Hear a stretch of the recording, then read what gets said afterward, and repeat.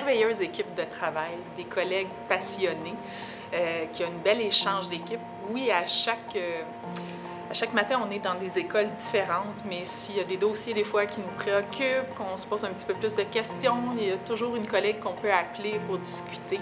Fait qu'il y a quand même beaucoup de discussions de cas qu'on va faire entre nous.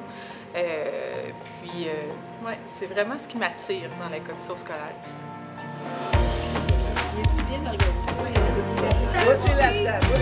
À la commission scolaire des Hautes-Rivières, ce qui est intéressant, c'est qu'on a des clientèles très diversifiées, passant de milieux défavorisés à des milieux favorisés.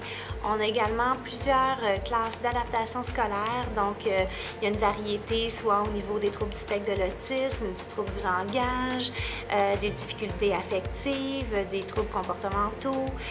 Il y a vraiment des difficultés d'apprentissage, bien entendu, donc on peut vraiment travailler avec une clientèle très diversifiée, puis c'est très enrichissant. Ce qui est intéressant aussi à la commission scolaire des Hautes-Rivières, c'est qu'on a une possibilité de travailler en collaboration. Donc, souvent, pour les internats, on demande de travailler pas seulement avec des psychologues, mais on demande de travailler, par exemple, avec des psychoéducateurs, des infirmiers, des travailleurs sociaux, des techniciens en éducation spécialisée. Bien, on a tout ça. On a aussi, même à mon école, on a une intervenante en toxicomanie. On a nos partenaires qui sont à l'extérieur, ce qui fait en sorte qu'on a des très belles discussions de cas. Aussi, c'est qu'on enrichit chacun notre travail, puis les autres, l'apport du travail des autres vient aussi enrichir notre propre pratique.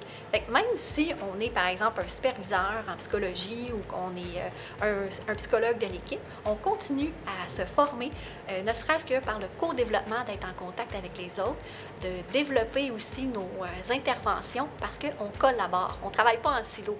Je considère que pour avoir fait plusieurs milieux, on a une très grande autonomie professionnelle.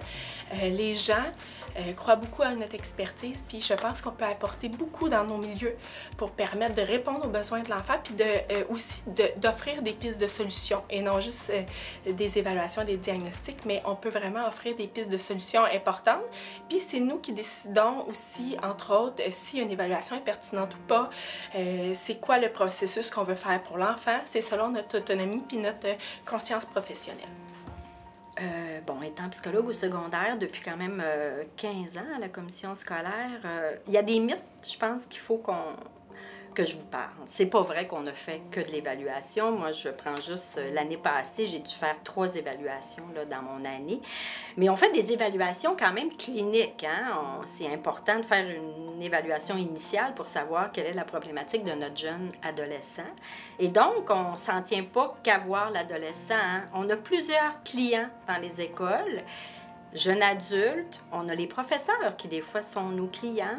Des fois, les directions d'école, hein, bon, je vous dirais entre parenthèses, mais ils ont besoin de notre support, ils ont besoin de nos recommandations. Des fois, on aide aussi les parents, souvent les parents, même avec le souci de la confidentialité. Donc, il y a beaucoup de travail à faire qui est auprès de l'adolescent, mais tout ce qui est l'environnement. C'est sûr que c'est un monde qui est différent de ce qu'on peut travailler peut-être au niveau de la clinique, dans un bureau privé. Mais moi, ce que j'aime justement, c'est d'être terrain. Un peu comme Médecins sans frontières, dans le fond, où ils vont vraiment près des gens, près du peuple. Alors, j'ai l'impression de vivre près du peuple et de pouvoir faire une différence.